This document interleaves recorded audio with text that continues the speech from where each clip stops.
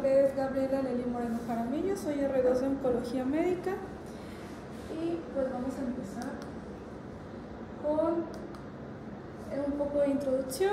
El riesgo de por vida de una mujer de tener cáncer de endometrio es en total de un 3%. La mediana de edad al diagnóstico,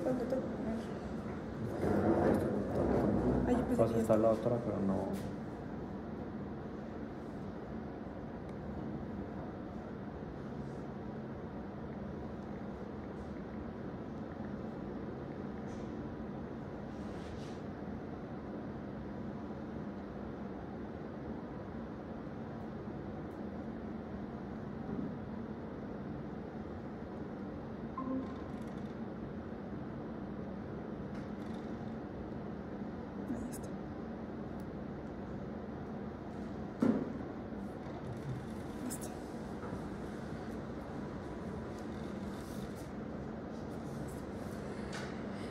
Y algo que ha pasado con el cáncer de endometrio en los últimos años es que la incidencia general ha aumentado en un total de un 132%. ¿Esto por qué?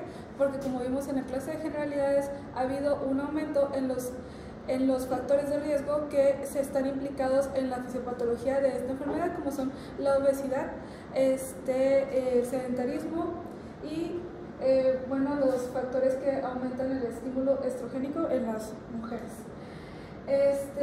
También ha habido un aumento en los pacientes menores de 40 años. Estos se han duplicado los casos y ha habido en Estados Unidos el 4.2% de los pacientes que se diagnostican con cáncer de endometrio en estadios tempranos son pacientes menores de 40 años. Vamos a empezar con el tratamiento de cáncer de endometrio en estadios tempranos. En cuanto a la cirugía y la estadificación, el estándar para la estadificación en cáncer de endometrio es quirúrgico, ¿sí? Se basa en la revisión patológica posterior a la cirugía de la enfermedad, pero ¿qué es mejor? ¿Realizar laparotomía o laparoscopía o realizar linfodectomía o biopsia de ganglios centinela? Tenemos algunos estudios que nos ayudan a responder estas preguntas, siempre y cuando tomando en cuenta el estado de la paciente, sus comórbidos, su edad y si es una paciente obesa. Todo esto influye en los estados en los factores que pueden hacer que tenga complicaciones postquirúrgicas. El primer estudio es el estudio LAP2, es un estudio donde se comparó la laparoscopía con la laparotomía para la estadificación quirúrgica integral en el cáncer de útero. Este fue un estudio que incluyó pacientes con estadio clínico 1 y estadio clínico 2A. En laparotomía se incluyeron 920 pacientes contra 1.692 en laparoscopía y se evaluó la morbilidad y la mortalidad a las 6 semanas, la duración de la estancia hospitalaria, la conversión de laparoscopía a laparotomía, la supervivencia libre de recurrencia y los resultados de calidad de vida informados por los pacientes. Se utilizó el estadio clínico FIGO de 1998 y en cuanto a los resultados, la laparoscopía tuvo menos efectos adversos postoperatorios de moderados a graves, con un 14% contra un 21% con la laparotomía.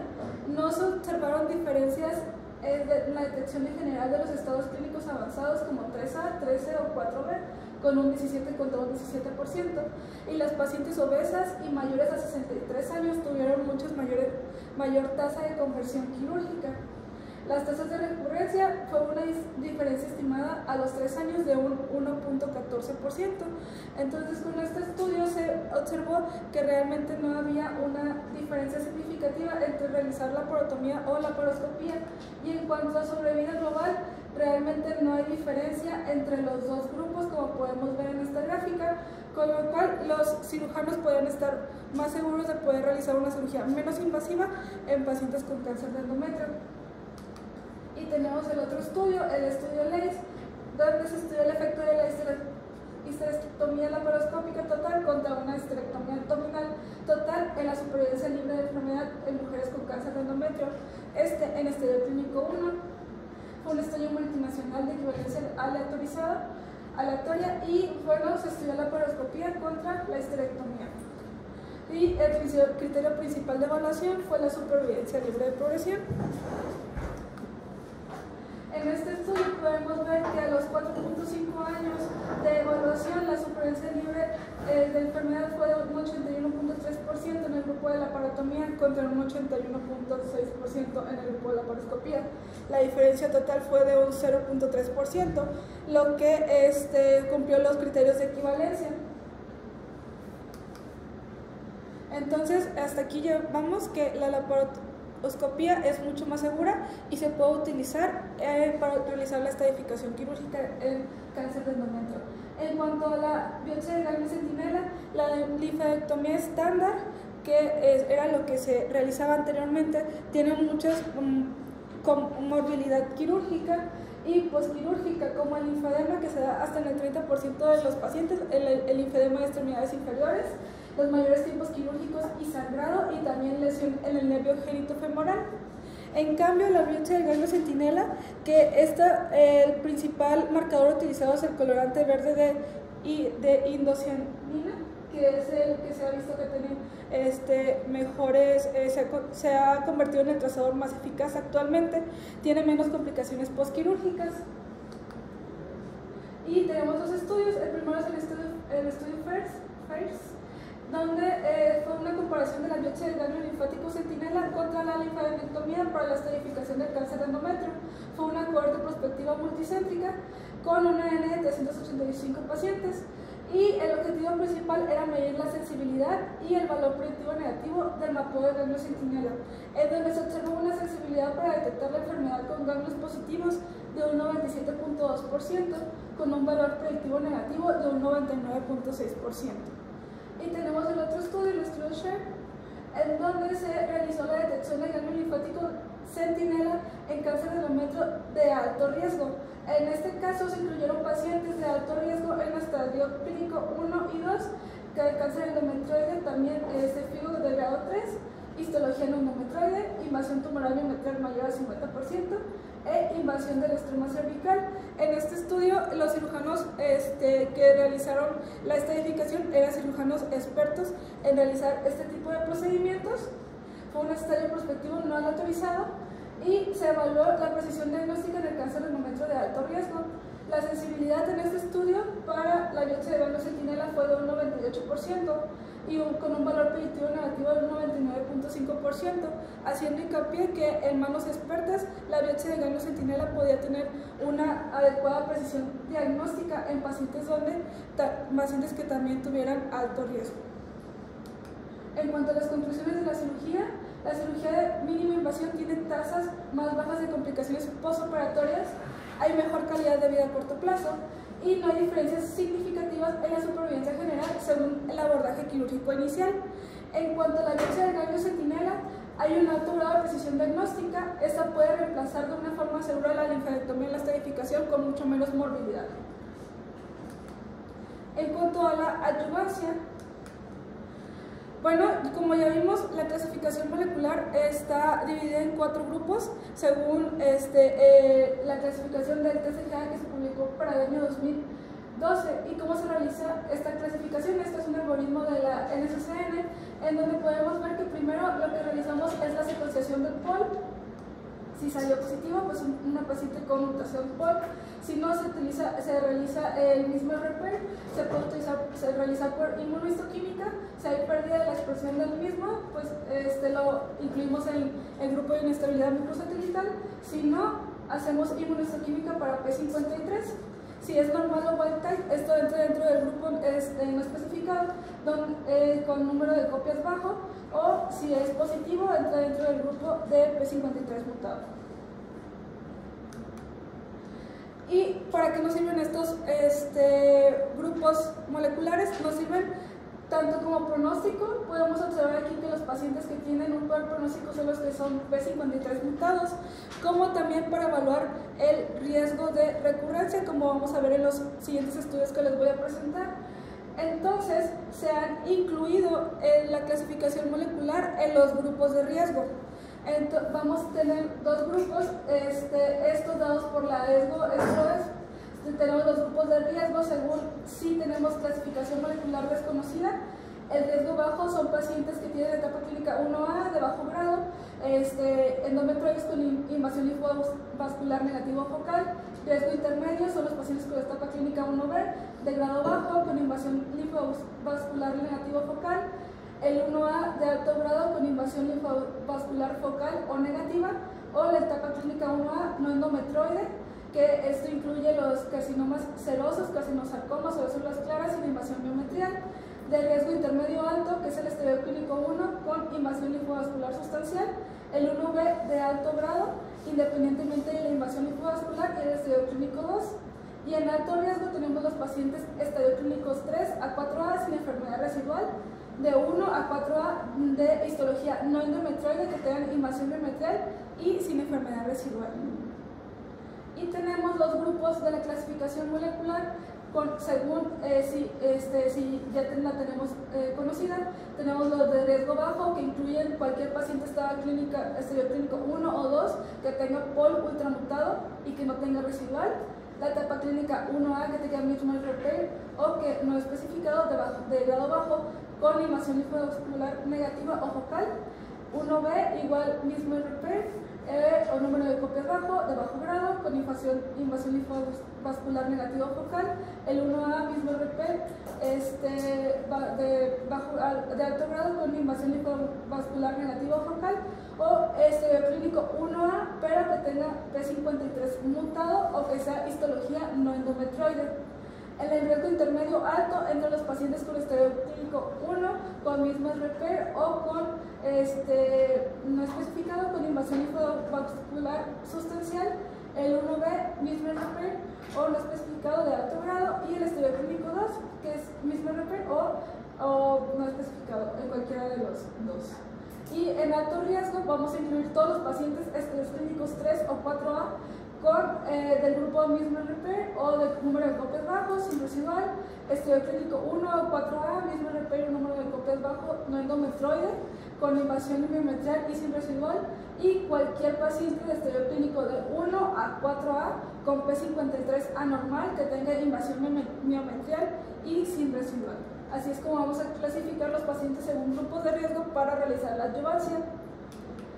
Y el primer estudio de adyuvancia es el PORTER 1. Vamos a dar adyuvancia o no en pacientes con enfermedad temprana.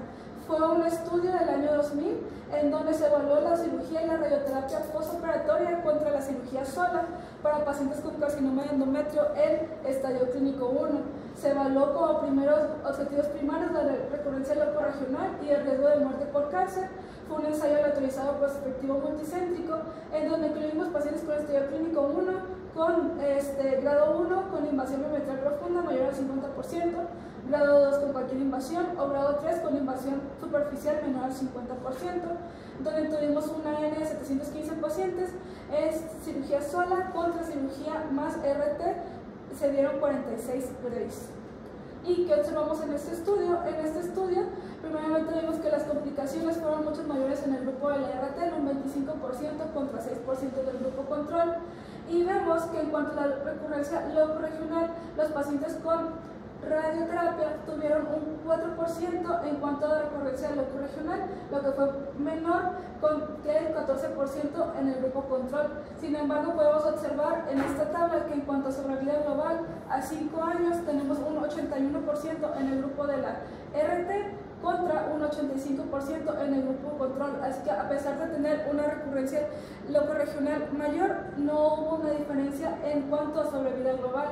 Y también vimos que tenemos una probabilidad de recidiva mayor en pacientes, en pacientes que menores a 60 años, siendo este un factor pronóstico favorable. Y tenemos una actualización de seguimiento de los pacientes a los 15 años, en donde se nos da la supervivencia global según factores pronósticos. ¿Qué factores pronósticos utilizaron? El grado 3, que fueran mayores a 60 años y que hubiera invasión miometral profunda. Y podemos observar que estos factores pronósticos realmente fueron, hubo una disminución de la sobrevida global en pacientes que los presentaban, tanto con la invasión miometrial como los que presentaron grado 3, o los pacientes mayores a 70 años tenían un peor pronóstico. Si los pacientes presentaban estos factores, a que no los presentaran tenían un peor pronóstico también. y sí se vio que si los pacientes presentaban 2 de 3 de estos factores tenían un riesgo del mayor al 20% de recurrencia locorregional. Entonces se incluyeron estos factores dentro de los grupos de riesgo para clasificar a los pacientes. Como conclusiones, la radioterapia postoperatoria en estadio clínico 1 reduce la recurrencia locorregional, sin embargo no impacta en sobrevida global, aumenta la morbilidad relacionada con el tratamiento y también podemos ver la relevancia de los criterios de riesgo de recurrencia para la selección del tratamiento. La EBRT debe evitarse en pacientes con estadio clínico 1 que tengan riesgo bajo o riesgo intermedio. Luego tenemos el estudio PORTEC 2, que evaluó la brachyterapia vaginal contra la radioterapia de gas externo-pélvico para pacientes con cáncer de endometrio, estos ya en riesgo intermedio alto. Fue un ensayo abierto de no inferioridad, en donde el principal objetivo fue ver la recurrencia vaginal. Se utilizó el estudio clínico FIGO de 1998 y se utilizaron pacientes, se incluyeron estudio clínico 1C con invasión mayor al 50%, más de 60 años, y con grado 1 o 2, o 1B con invasión menor al 50%, mayores a 60 años, y grado 3 y estudio clínico 2A. Se incluyeron 427 pacientes y se dio RT pélvica de gas externo 46-3 en 23 fracciones contra la brachyterapia vaginal. Y que vimos que la recurrencia y supervivencia global a 10 años realmente se fijó que no habría una diferencia o no sería inferior si hubiera una diferencia menor al 6%. La diferencia fue en cuanto a la recurrencia vaginal de un 3.4% contra un 2.4%, entonces fue menor a 6% contra la EBRT. Y en cuanto a sobrevida global fue de un 69.5 contra un 67.6%. La toxicidad fue mucho mayor en el grupo de EBRT, que fue de un 12.6% en el grupo de brachyterapia contra un 53.8% en el grupo de EBRT. Y también se realizó la supervivencia relacionada con el cáncer de endometrio según los 4 grupos moleculares, en donde podemos observar lo que les comentaba hace un momento, que los grupos POL, que es el mejor pronóstico, tuvo una supervivencia del 100% contra P53, que es el de peor pronóstico, con una supervivencia de 62.3%. Pero en la siguiente gráfica podemos observar algo muy interesante, que los pacientes con recurrencia, se evaluó la recurrencia pélvica total según factores de riesgo desfavorables.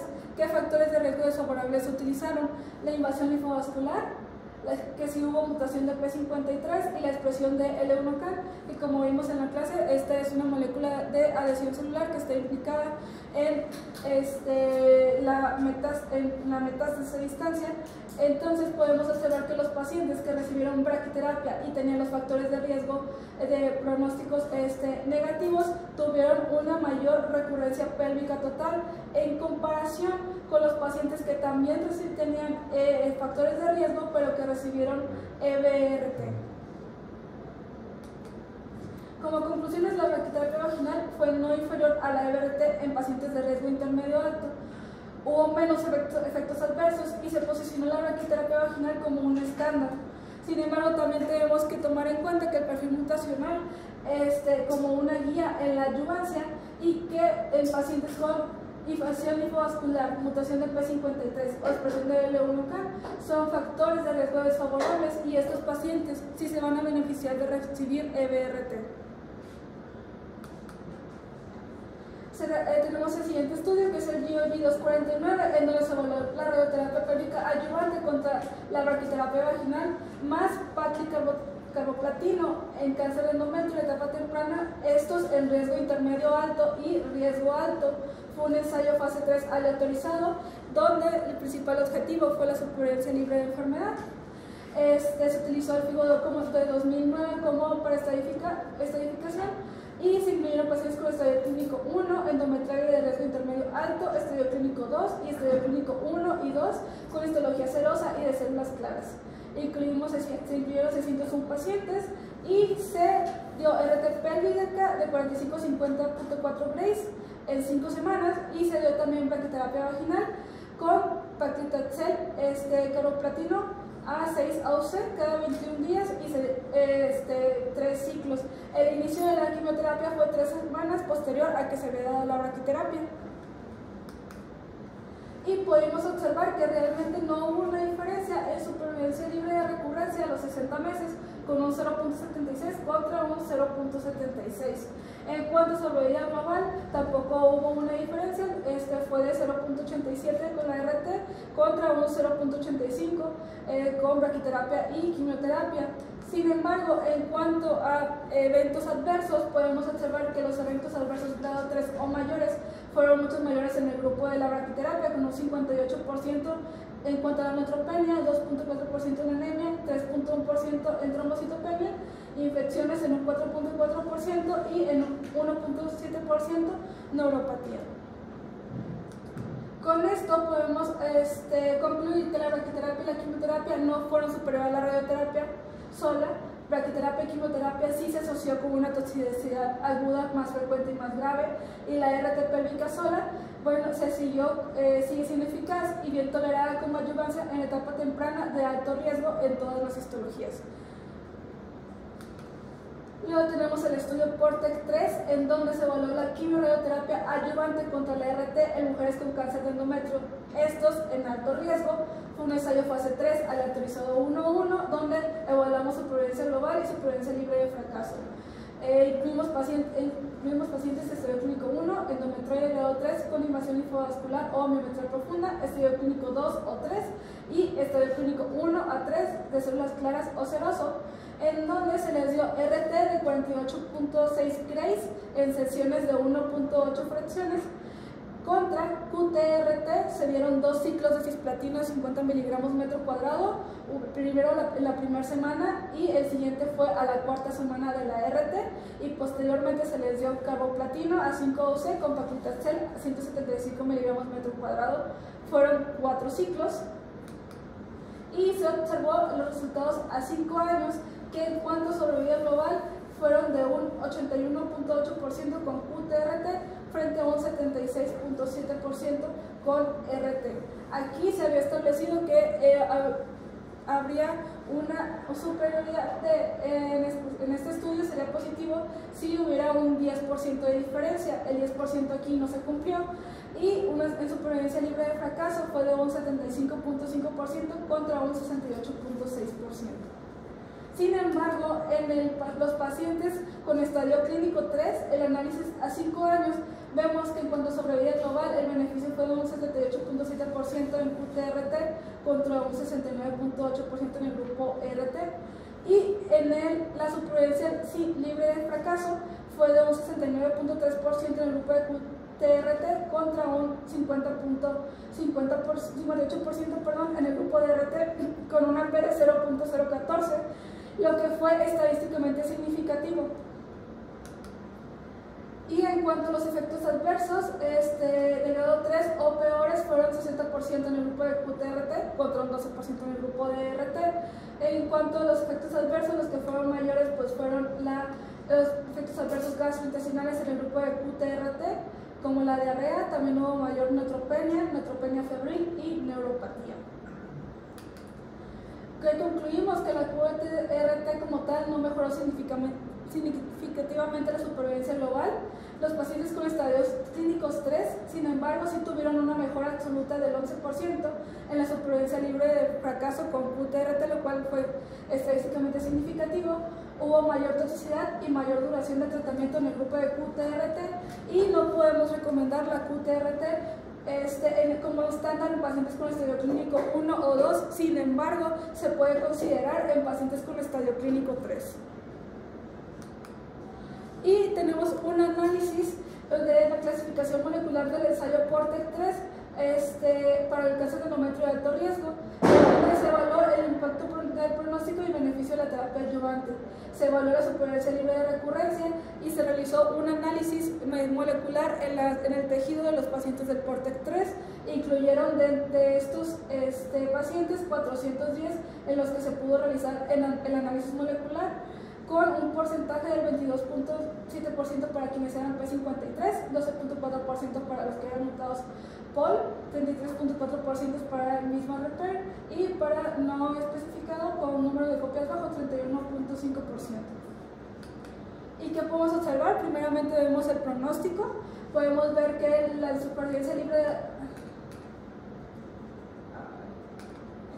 en cuanto a supervivencia libre de recurrencia, hubo un peor pronóstico en pacientes que tenían P53 mutado en comparación con pacientes que tenían POL mutado, y también en sobrevida global también tienen mucho peor pronóstico pacientes que tienen P53 mutado. En cuanto a la comparación de QTRT contra RT, en el grupo de P53 podemos ver que hay un beneficio sustancial en cuanto a supervivencia libre de recurrencia, en donde el beneficio de la QTRT fue de absoluta de un 22.4% para la supervivencia libre de recurrencia, y también tenemos un beneficio absoluto, podemos ver aquí la separación de las curvas, del 23.1% para la sobrevida global, lo que fue estadísticamente significativo. En cuanto a por ultramutado, podemos ver que realmente esto es un grupo de muy buen pronóstico y no hubo diferencia entre los dos grupos. Como conclusiones, validamos la clasificación molecular como un factor pronóstico en pacientes de alto riesgo. Hubo impacto sobre vida libre de recurrencia y sobre vida global en pacientes P53 mutados con el tratamiento de QTRT, y se valida la importancia de la clasificación molecular como parte de los grupos de riesgo para realizar bien el tratamiento en cuanto a la adyuvancia. Empezando con la enfermedad avanzada recurrente metastásica, en cuanto a la primera línea, aquí tenemos una línea de tiempo de los ensayos fase 2 que se realizaron para evaluar la monoterapia en estos pacientes. El primer estudio que tenemos fue de 1979, donde se evaluó la doxorubicina a 60 miligramos metro cuadrado y de cada 3 semanas con una tasa de respuesta de 36%, lo que puso a la doxorubicina como el estándar en ese momento. Luego se hicieron otros estudios donde se evaluaron otros fármacos en monoterapia como el cisplatino en primera línea, 50 miligramos cada 3 semanas, con una tasa de respuesta del 20%. Tenemos el paclitaxel en primera línea, 250 miligramos metro cuadrado en infusión de 24 horas cada 3 semanas, que dio una tasa de respuesta de un 36%, y la ifosfamida en 1996, donde dio una tasa de respuesta del 24%. Posterior a realizar los estudios en donde se evaluó la tasa de respuesta en monoterapia para estos fármacos, se empezaron a realizar estudios con esquemas de múltiples fármacos, estos estudios ya fase 3, en donde en 1994 se evaluó la doxorubicina en monoterapia contra la doxorubicina con ciclofosfamida, en donde la tasa de respuesta fue del 22% con doxorubicina contra un 30% con doxociclo. Luego en 2004 se realizó un estudio que evaluó la doxorubicina igual en monoterapia, 60 miligramos metro cuadrado, donde tuvo una tasa de respuesta del 25% contra la doxorubicina con cisplatino, en donde sí hubo un beneficio sustancial y tuvo una tasa de respuesta del 42%, convirtiendo a como el estándar en este momento para el tratamiento de cáncer de endometrio.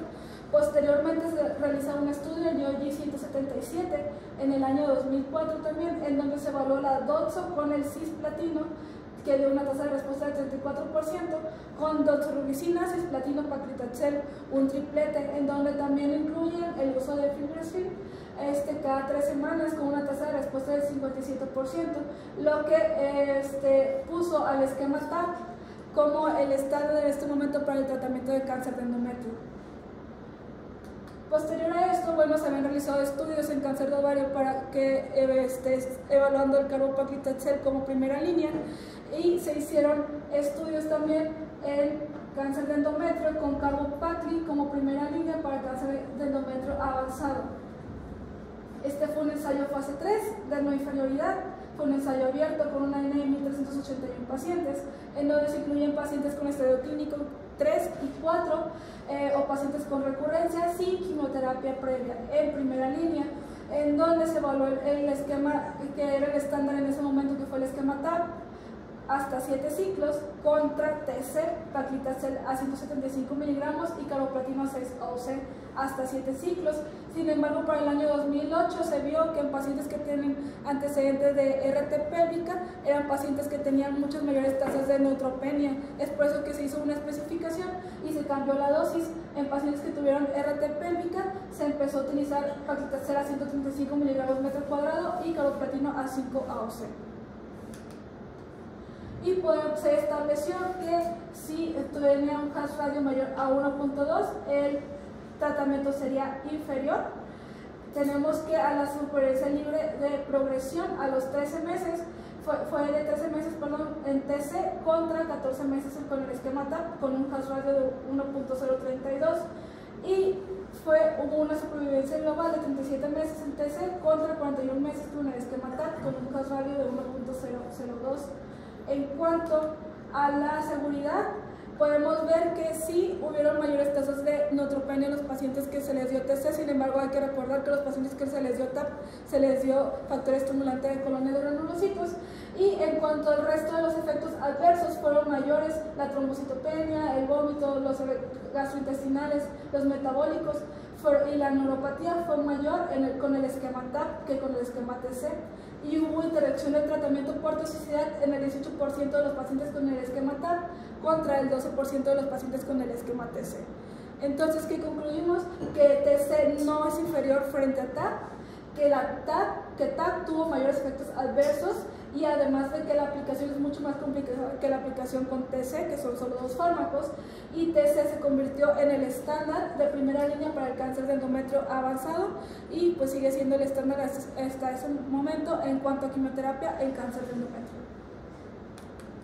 Luego tenemos este estudio es un ensayo aleatorizado fase 3 de paclitaxel y carboplatino contra paclitaxel y fosfa en pacientes con carcinosarcoma en útero u ovario, en donde se vio que estos pacientes, fue un ensayo de no inferioridad con una N de 449 pacientes y se incluyeron pacientes con histología carcinosarcoma, estadio clínico 1 a 4B persistente o recurrente, sin quimioterapia previa. En primera línea también se trató de evaluar si se podía utilizar carboplatino también en esa histología, sí, y que no fuera inferior a paclitaxel con ifosfamida, que en ese momento era el estándar.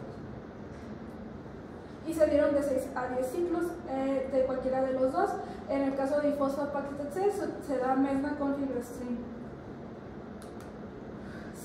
También se estableció que un hash radio mayor a 1.2 era igual a inferior. En cuanto a sobrevida libre de progresión, TC fue 16 meses contra 12 meses en el esquema de ifosfa con paclitaxel con un hash radio de 0.735 y una P menor a 0.01. En cuanto a sobrevida global, fue de 27 meses en el grupo de TC contra 19 meses en el brazo de ifosfa paclitaxel con un hash radio de 0.87 y una P menor a 0.01. En cuanto a seguridad, vemos que hematológicos sí fueron mayores en TC, recordando otra vez que el esquema de ifosfa-pacli se da con el factor estimulante de colonia de granulocitos.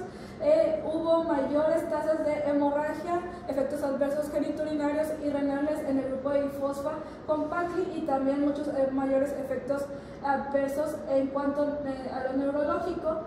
Y en cuanto a lo demás, realmente fueron equiparables la seguridad entre los dos esquemas. Podemos ver que TC fue no inferior, con un perfil de seguridad similar, y se posicionó también como estándar de tratamiento en el caso de pacientes con carcinosarcoma. Luego tenemos este estudio en pacientes con cáncer de endometrios, pero de histología serosa avanzada, estadio clínico 3 o 4 o recurrente, que sobreexpresan HER2. Se evaluó carbopaclitaxel contra carbopacli con trastuzumab con trastu, recordando que los pacientes que tienen histología serosa sobreexpresan HER2 en un 30%.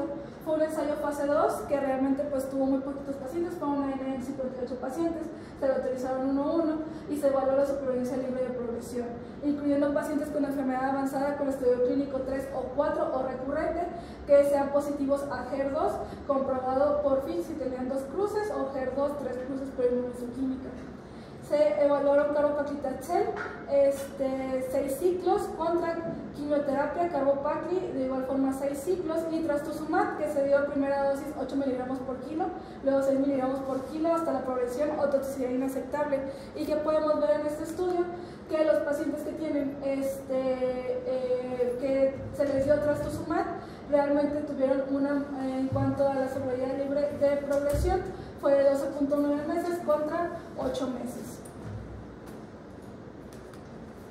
Sin embargo, podemos ver que en pacientes que recibieron trastuzumab, que fueron el tratamiento primario, que no habían recibido alguna otra línea de tratamiento, tuvieron un mayor beneficio de 17.7 meses contra 9.3 meses.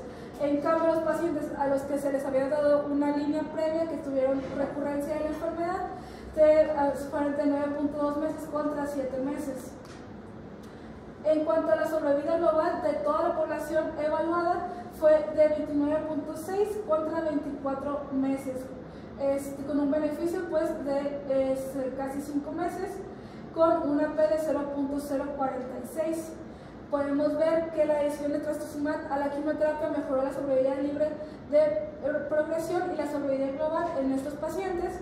Hubo un mayor beneficio de la terapia que si fuera en terapia primaria con estadio clínico 3 o 4, que es la recurrencia, y sí se estableció como primera línea en las guías para carcinoma seroso avanzado recurrente con HER2 positivo. En cuanto a hormonoterapia, tenemos este metanálisis y revisión en donde se vio si es efectiva o no la hormonoterapia en cáncer de endometrio. Se incluyeron varios estudios en primera línea y en segunda línea, en donde se evaluó la tasa de respuesta objetiva. La tasa de respuesta objetiva con hormonoterapia en general se vio que es de un 21.6%. y es mayor en pacientes que reciben tamoxifeno con progestágenos con una tasa de respuesta objetiva de un 24.2%. Lo que mejora si los pacientes tienen receptores hormonales positivos. Si solo tienen receptores de estrógenos positivos, tienen una tasa de respuesta de un 26.5% contra, y también en pacientes que tienen receptores de progesterona positivos de un 35.5%. Sin embargo, podemos ver también que en estudios de segunda línea la tasa de respuesta objetiva realmente no varía mucho, es de un 18.5%, y realmente no es equiparable con la tasa de respuesta con la quimioterapia. Con carboplatin-paclitaxel la tasa de respuesta es de un 51%. Se vio que hubo una mejor tasa de respuesta en pacientes que tienen bajo grado histológico y receptores hormonales positivos, y está indicada la hormonoterapia solo en pacientes que tienen un estado funcional limitado, que no son candidatos a quimioterapia o como segundas o terceras líneas. Y hay un estudio que evalúa la adición de la hormonoterapia con letrozol, everolimus, o contra la terapia hormonal medroxyprogesterona con tamoxifeno en mujeres con cáncer de endometrio, el YOGI 3007. Fue un fase 2 abierto con una N de 74 pacientes, en donde se evalúa la tasa de respuesta y la sobrevida libre de progresión. Incluye pacientes con estadios clínicos 3 o 4 con enfermedad recurrente o con una o menos terapias sistémicas previas, evaluando everolimus a 10 miligramos cada 24 horas con letrozol 2.5 miligramos cada 24 horas y tamoxifeno con medroxyprogesterona, en donde podemos observar que everolimus letrozol con tamoxifeno tuvo everolimus una tasa de respuesta de un 22% contra 25% en el grupo de tamoxifeno con medroxyprogesterona. Sin embargo, también podemos observar que en pacientes que no habían tenido una quimioterapia previa, la tasa de respuesta sube a un 47% en pacientes con everolimus letrozol y a un 43% con pacientes con tamoxifeno medroxyprogesterona. La sobrevida libre de progresión fue de 6 contra 4 meses y una sobrevida global de 20 contra 17 meses. Sin embargo, hubo mayores tasas de efectos adversos en pacientes con everolimus grado 3 o mayor de un 78% contra un 58%. Vemos que los principales efectos adversos en el grupo con everolimus fue de 24% con anemia, pacientes también la mucositis y la hiperglucemia, y 3% de los pacientes presentaron neumonitis. Podemos observar en este estudio que la adición de everolimus al letrozol no alcanza el umbral como tal de la actividad de la población general, que como les decía es una tasa de respuesta del 51% en pacientes con carboplatino paclitaxel. Sin embargo, los resultados en ese grupo de pacientes sin tratamiento previo sugieren que hay una actividad clínica con everolimus letrozol similar a la quimioterapia, pero es un estudio muy pequeño con muy pocos pacientes, por lo cual se requeriría hacer estudios más grandes para poder evaluar ese subconjunto de pacientes. Ahora seguimos con la inmunoterapia. Como vimos en la clase pasada, los pacientes que tienen misma deficiencia del mismo son pacientes que tienen mayor inmunogenicidad, ya que son pacientes con mayor tasa de mutaciones. Entonces, sabiendo esto, realizamos, hay dos estudios. El estudio RUBY, que evaluó dostarlimab para cáncer de endometrio primario avanzado o recidivante, es un fase 3, doble ciego, aleatorizado 1:1, en donde hubo una N de 494 pacientes. De estos, 118 tenían deficiencia de mismas repair. Se evaluó la supervivencia libre de progresión y la supervivencia global, incluyendo pacientes estudios clínicos 3 o 4 en primera recurrencia, y se evaluó esto en primera línea, incluyendo pacientes con una N de 245, carboplatino paclitaxel, más dostarlimab 500 miligramos cada 3 semanas por 6 ciclos. Luego se dio dostarlimab 1000 miligramos cada 6 semanas hasta 3 años contra placebo. ¿Y qué podemos observar de este estudio? En cuanto a la supervivencia libre de progresión a 24 meses, hubo un beneficio de 36.1% contra un 18.1% con una P de menos de 0.01. En cuanto a la población en general, con intención a tratar. En cuanto a los subgrupos, los pacientes que tienen deficiencia de mismas repair tuvieron un beneficio mucho mayor de 61.4% contra un 15.7%. Los pacientes que tienen proficiencia de mismas repair, el beneficio fue de un 28.4% contra un 18.8%. Y en cuanto a sobrevida global a 24 meses, podemos ver el beneficio de 71.3% contra un 56%, con una P de 0.0021. Y en pacientes, según el subgrupo, los pacientes que tienen deficiencia de mismas repair, hay un beneficio de un 83.3% contra un 58.7% en cuanto a sobrevida global, y en pacientes que tienen proficiencia de misma repair, de un 67.7% contra un 55.1%. En cuanto a eventos adversos en este estudio, eventos adversos de grado 3 o mayores, realmente los eventos adversos fueron más relacionados con la quimioterapia que con el tratamiento con dostarlimab. En cuanto a los grupos, se vio nada más que hubo mayor tasas de hipertensión en pacientes con dostarlimab de un 7.1%, hubieron mayores tasas de hipocalemia y si hubieron mayores tasas de eventos adversos grado 3 o mayores con un 33.2% contra un 19.5%. Concluimos que dostarlimab con carboplatino paclitaxel sí aumenta significativamente la supervivencia libre de progresión y la supervivencia global en la población en general. Sin embargo, hay un beneficio sustancial en pacientes que tienen deficiencia de mismas repair y se posicionó como primera línea en las guías para cáncer de endometrio avanzado y recurrente. Y tenemos el otro estudio de inmunoterapia en donde se evaluó pembrolizumab con quimioterapia en el cáncer de endometrio avanzado, un fase 3, doble ciego aleatorizado 1:1 con una N de 816 pacientes, en donde el primer análisis primario, el objetivo fue la supervivencia libre de progresión. Incluyeron pacientes estadio clínico 3 o 4 con enfermedad recurrente en primera línea y se efectuaron otras histologías como el carcinosarcoma. Se incluyeron pacientes al brazo de pembrolizumab, donde se les dio 200 miligramos de pembrolizumab con carboplatino paclitaxel cada 3 semanas por 6 ciclos y posteriormente se le dieron 400 miligramos de pembrolizumab cada 6 semanas por 14 ciclos contra el esquema de quimioterapia por 6 ciclos con placebo. Y se dividieron en dos cohortes. La primera cohorte fueron con deficiencia de mismas repair. Se evaluó un total de 112 pacientes en el grupo de pembrolizumab con 113 pacientes en el grupo de placebo, y la cohorte con proficiencia de mismas repair con 295 pacientes en el grupo de pembro contra 296 pacientes en el grupo de placebo. podemos observar en el análisis primario de supervivencia libre de progresión a los 12 meses que hubo un beneficio de un 74% en el subgrupo de eficiencia del mismo RP contra un 38% con una P de 0.001. Y podemos ver que además también hubo un beneficio en el grupo de proficiencia de mismas RP, que hubo una mediana de sobrevida libre de progresión de 13.1 meses con pembrolizumab contra de 8.7 meses con el grupo placebo. Podemos observar el beneficio pues sustancial entre los dos, entre la gráfica, la apertura de la misma con una P de 0.001.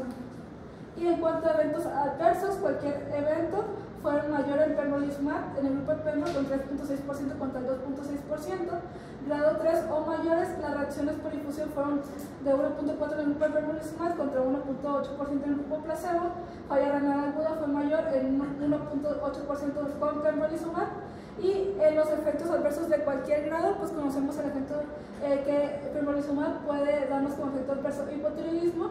Sin embargo, pues no fue grado 3 o mayor y fue en un 13.4% de los pacientes. Como conclusión, pues la incorporación de la inmunoterapia en el tratamiento de primera línea se traduce en mejores resultados oncológicos. Independientemente, pudimos ver que hubo un beneficio en las dos cohortes. El perfil de seguridad fue equiparable con la quimioterapia y la combinación de pembro con quimioterapia se estableció como primera línea para cáncer de endometrio recurrente avanzado metastásico. ¿Y qué tenemos para las segundas líneas? Para las segundas líneas realmente no tenemos en cuanto a quimioterapia un agente de segunda línea establecido cuando fracasa la primera línea. Sin embargo, tenemos las tasas de respuesta según la monoterapia en pacientes con segunda línea, en donde podemos observar que las mejores tasas de respuesta se dan con paclitaxel, 110 a 200 miligramos metro cuadrado, en infusión de 3 horas cada 3 semanas, nos puede dar tasas de respuesta de hasta un 27.3%. Para tomarlo en cuenta, realmente no hay un estándar establecido, pero para las segundas líneas podemos utilizar paclitaxel, taxanos, o también se utiliza doxorubicina, viendo las tasas de respuesta que tiene la doxorubicina como monoterapia en primera línea. Y tenemos el estudio del Keynote 158 de pembrolizumab en pacientes con cáncer de endometrio avanzado con inestabilidad microsatelital alta. Este es un estudio de canasta, es un ensayo fase 2 de múltiples cohortes, abierto, no autorizado, donde se evaluó la tasa de respuesta objetiva por RECIST 1.1, y hay dos cohortes en donde se incluyen pacientes con cáncer de endometrio y donde se evalúa la inestabilidad microsatelital.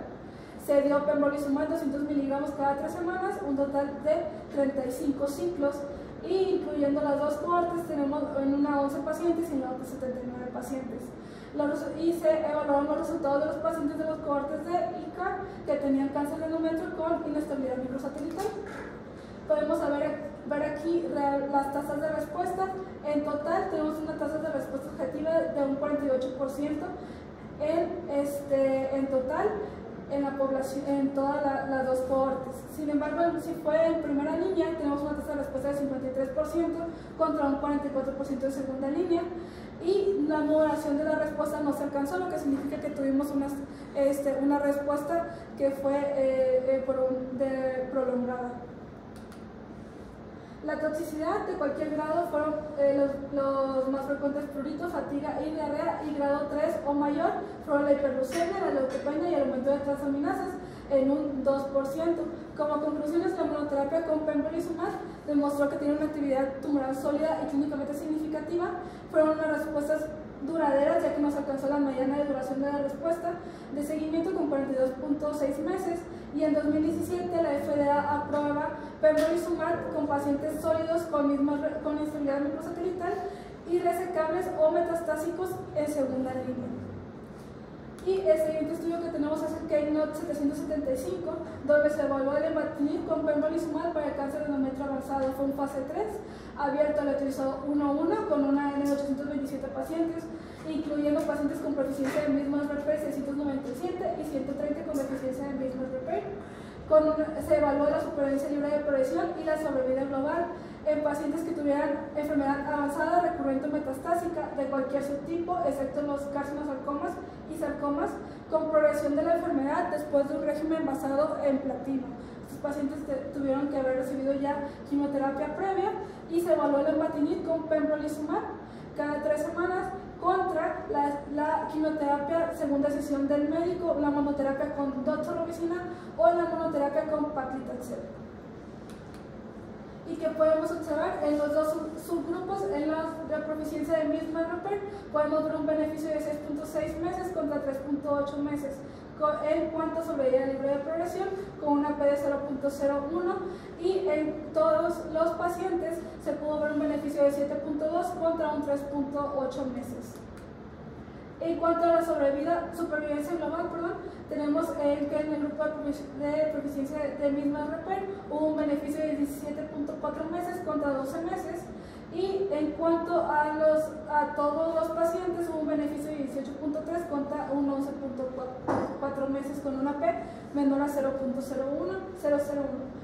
Y en cuanto a la tasa de respuesta, se vio que en pacientes con proficiencia de Mills-Mannheimer la tasa de respuesta fue de un 3.3% contra un 15.1%, y en la población en general de un 31.9% contra un 14.7%. Lo que en cuanto a efectos adversos más frecuentes, con pembrolizumab, con lenvatinib, podemos ver que fueron hipertensión e hipotiroidismo, y con quimioterapia fue la anemia. En cuanto a los efectos adversos de grado 3 o mayores, con pembrolizumab y lenvatinib, fueron en un 88.9% contra un 72.7% en el grupo de quimioterapia. Y en los efectos adversos grado 3 o mayores, la hipertensión fue de un 4.2%, hipotiroidismo de 1.2%, diarrea de 7.9% y disminución del peso en un 10.9%. Y en cuanto a la quimioterapia, el mayor efecto adverso grado 3 o mayor fue la neutropenia febril con un 4.1%. La mediana intensidad de dosis de lenvatinib fue de 13.8 miligramos por día en este estudio. Como conclusión, hubo la supervivencia general y una supervivencia libre de progresión significativamente más prolongada que la quimioterapia de segunda línea en la población con proficiencia de Mills-Mannheimer y en la población en general, y está recomendado en las guías para pacientes con proficiencia de Mills-Mannheimer que hayan tenido progresión al platino. Un poco sobre el tratamiento conservador de la fertilidad. Como les había dicho, los pacientes tienen un 4% de las pacientes menores a 40 años son diagnosticadas en Estados Unidos con estadios clínicos tempranos. Quienes podemos evaluar si son o no candidatas a tratamiento conservador de fertilidad en pacientes que sean jóvenes, que tengan hiperplasia atípica y enfermedad en etapa temprana de bajo grado, que sea estadio clínico 1A. Y que se les da de tratamiento, se les da progestina oral en dosis altas o progestina intrauterina, se puede utilizar el diumirena. Tenemos una respuesta patológica completa en el 65% de las pacientes con hiperplasia típica y en el 50% de las pacientes con enfermedad endometrial en etapa temprana de bajo grado, con unas tasas de recurrencia de un 35% y con perspectivas de embarazo en estos pacientes según el tratamiento que se utilice de fertilidad desde un 35 hasta un 60%. ¿Cómo se realiza? Damos el tratamiento primero por 6 meses, realizamos una valoración con biopsia o con resonancia magnética. Si tenemos una respuesta completa, se puede intentar el embarazo. Si tenemos una respuesta parcial, se puede dar tratamiento por 3 a 6 meses. Si no hay respuesta, se tiene que llevar a la paciente a histerectomía. Si la paciente, una vez que tiene una respuesta completa, decide todavía no llevar a cabo el embarazo, se puede dar un tratamiento de mantenimiento con las progestinas. Y una vez que la paciente lleva a cabo el embarazo, se tiene que llevar a histerectomía. ¿Y qué es lo que viene en cuanto a cáncer endometrio? Hay 2 estudios que los resultados salen este año. El PORTER 4A, que compara la braquiterapia adyuvante estándar en mujeres con estudio clínico de riesgo intermedio contra el tratamiento adyuvante individualizado ya sobre la base del perfil molecular. y el ensayo DUO-E, que evaluó la eficacia y la seguridad del durvalumab en combinación con quimioterapia basada en platino, seguido del durvalumab de mantenimiento con o sin olaparib para pacientes con cáncer de endometrio avanzado o recurrente. Y como un pequeño repaso en cuanto a tratamiento para enfermedad temprana, cirugía, preferentemente de laparoscopía con biopsia de grano centinela, adyuvancia si es riesgo bajo, no se les da adyuvancia, riesgo intermedio orquídea vaginal y de riesgo intermedio a alto, RT pélvica con o sin quimioterapia. Y en cuanto a enfermedad avanzada, tenemos el estándar de quimioterapia carboplatina paclitaxel con actualmente el estándar con inmunoterapia, y también tenemos terapia blanco y la hormonoterapia. Y sería todo.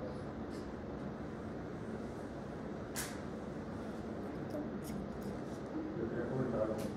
Ya ves que mencionas que el estándar de tratamiento del riesgo intermedio alto antes de parental es un COMPEC 3, al cuidado de oncólogos para que nos ayuden. Yo agregaría el ensayo clínico del GOG 258. Ese ensayo clínico intentaba demostrar que la UTRT era superior que nada más la quimioterapia. Sin embargo, no se demostró. Ya sabíamos que en la supervivencia libre de recurrencia no fue superior la UTRT que la pura quimioterapia por 6 ciclos. De hecho, se mencionan lo que son las guías, sin embargo, estaban esperando lo que es la supervivencia global.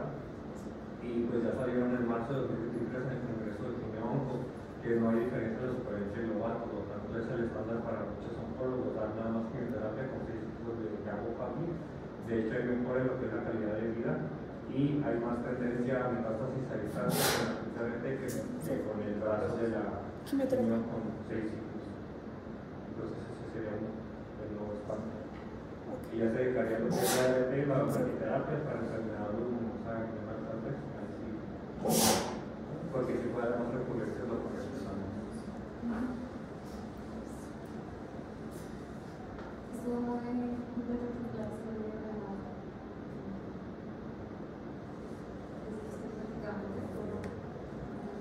nada más. Entonces, ¿tú consideras que el perfil molecular es importante hacer la clasificación molecular? Sí, para guiar la adyuvancia, ya que pues se vio que aunque fueron pacientes con que en los grupos anteriores los clasificaban como un riesgo bajo, por ejemplo, si tienen mutación de P53, los tenemos que clasificar ya como un riesgo alto y se tienen que tratar diferente. Entonces yo sí considero que es muy importante la clasificación molecular en este caso. ¿Y sabes con qué técnica se hace esa clasificación? Sí, se hace secuenciación del POL, primero, que es lo que les decía en el diagrama, y posterior se puede utilizar para el mismo repair, se puede utilizar inmunohistoquímica, y para P53 también inmunohistoquímica. Y de la inmuno, entonces, ¿cuál es para Tenro y cuál es para los ¿Cuáles pacientes? Sí. Pues yo en cuanto a los dos estudios, realmente creo que el dostarlimab en este caso, si bien se vio un gran beneficio con pembrolizumab, el beneficio es a 12 meses hasta este momento. Entonces los datos del estudio de dostarlimab son mucho más maduros, también ya tenemos una sobrevida global a 24 meses. Entonces yo sí creo que en este momento sí utilizaría más dostarlimab que pembrolizumab, esperando que hubieran resultados un poco más maduros en cuanto a los dos cohortes de pembrolizumab, porque se dividió pues por cohortes. Solo con una observación, a lo mejor en la expo, porque en algún momento me lo dijeron a mí, cuando en lugar de ir poniendo conclusiones, pongo como mensaje, o usa otra palabra, porque en algún momento te voy a decir que solamente puede haber conclusiones